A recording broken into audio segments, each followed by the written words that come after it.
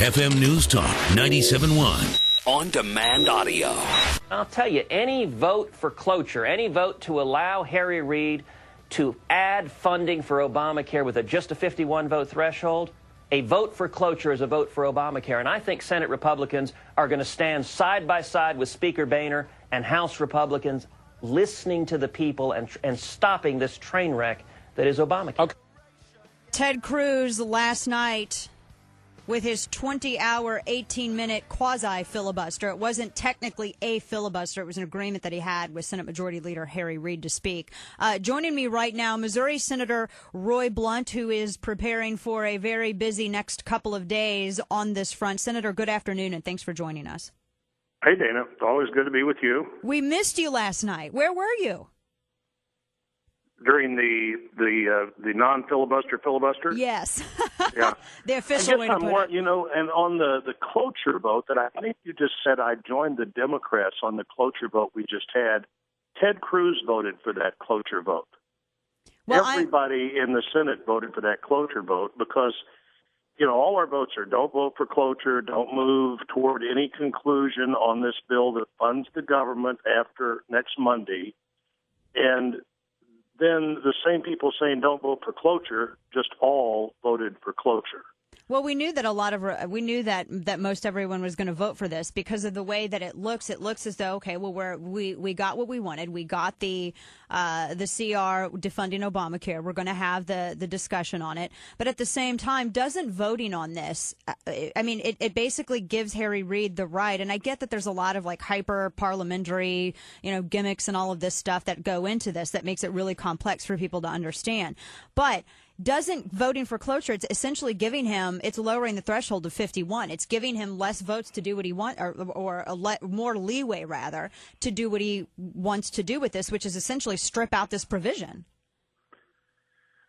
Well, the House, when they sent the provision over, the same day that Senator Cruz said that Harry Reid would have the votes he needed to strip this out, announced that now our next step, once this fails, is to try to get a one-year suspension of the individual mandate, which I'm absolutely for. I mean, nobody has thought this strategy would work from the very first. Senator Cruz has announced, and the House members got pretty aggravated with him after he announced that this Harry Reid will have the votes he needs to take this out. The House leaders, at the same time they announced what would be in this bill, announced, and by the way, as soon as that fails, we'll have a bill to try to suspend the individual mandate for a year, just like Obama suspended the employer mandate. And of course you should do that.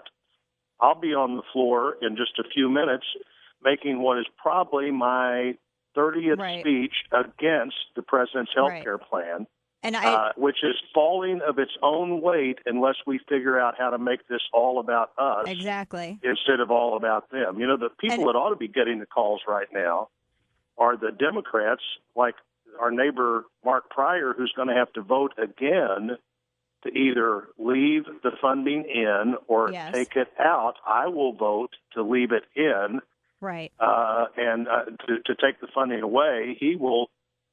He's the one who ought to be getting the pressure. And the guys who voted for this to start with, not those of us who have been opposed to it from day one, and I want to get to that in a before our moment. new members came to the Congress. I want to clarify as well that the vote that was taken that you're talking about with Cruz, this was a motion to proceed. The cloture vote's actually going to be scheduled for Saturday. No, they were both cloture votes, and it's the same argument, Dana. If you don't want to get to the final passage vote, you shouldn't vote on any of these procedural votes that get you there.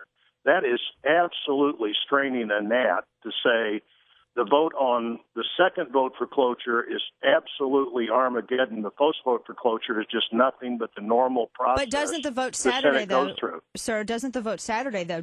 Isn't this the one? Because the GOP, the Republican Party has already compromised in terms of lowering that threshold to 51. Doesn't the vote on Saturday give Harry Reid, if he gets what he wants, and if you have people voting in the affirmative, doesn't it give him that leeway? It gives him 51 instead of 60. Well, what it does is it makes every single Democrat that votes to strip that provision out that eliminates funding for Obamacare, including the ones running for re-election, have to reaffirm where they are.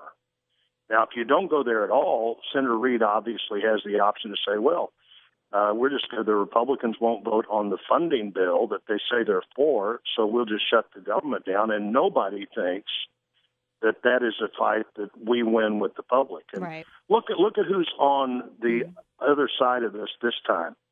People that you and I, day after day, look to as one of the people we turn to and say, what does Charles Krauthammer think about this? What does Senator Tom Coburn think about this? We all don't and you've agree. even got a few listeners who think, what does Roy Blunt think about this?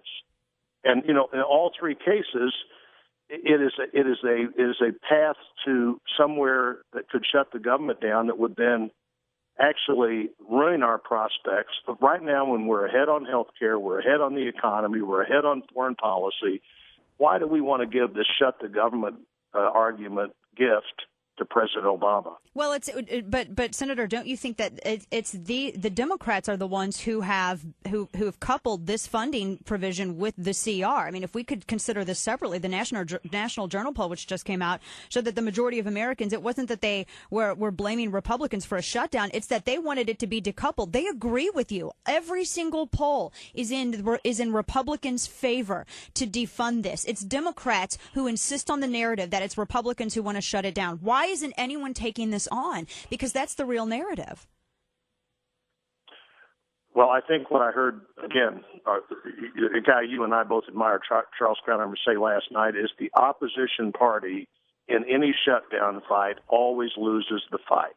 And we are the opposition to the people in the White House right now, and nobody thinks we win that fight. And the group that put these two things together was the Republican House. This is a House bill which makes me question that. I question the reasoning behind how it was put together that way.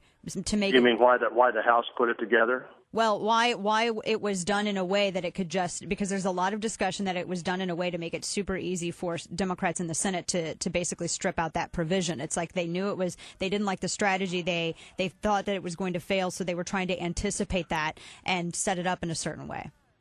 Well, and maybe the second point to make there is when House leaders said, here's the bill we're sending to the Senate, in the very same press conference they said, and the next thing we'll do after we send this bill to the Senate that would defund Obamacare is we'll try to postpone it for a year.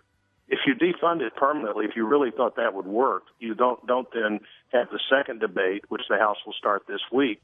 Let's postpone all these things for a year. And this is clearly a health care plan that will not work. And the more people get closer to the implementation of it, the more they know it won't work. This is falling under its own weight. The exchanges aren't ready. I'm going to talk about this for some time on the floor today, and I've been, our local newspaper there, the St. Louis Post-Dispatch, repeatedly says, I am the leading opponent, leading the charge against Obamacare, and I am, but I don't want a hostage that we're not prepared to sacrifice, which is whether or not the government runs and the military gets paid and people get their Social Security check on Tuesday. That's Democrats who have insisted on coupling it that way. And I want to remind people, too, after that 95 shutdown, the Senate picked up seats. Republicans picked up seats. I came to this House in 97 after the 95 shutdown. The House certainly didn't pick up seats. The House lost seats and vulnerable seats, and super vulnerable seats. We don't want seats. that to happen and we picked again, up a couple with that. It was still a victory. Senator, we're up against a hard break. I'd love it if you could stay. I understand that you got to get to the floor, though. I do appreciate you coming on with me this afternoon. Dana, I'm glad to come on, and on whether it was Syria or immigration or the Second Amendment, over and over again this year, I'm trying to do the things that ultimately produce the result we want. We would have loved to see you on the floor last night. I know that, Senator. We'd have loved to see you there. We got to go. Senator Roy Blunt, thank you, sir. Take care.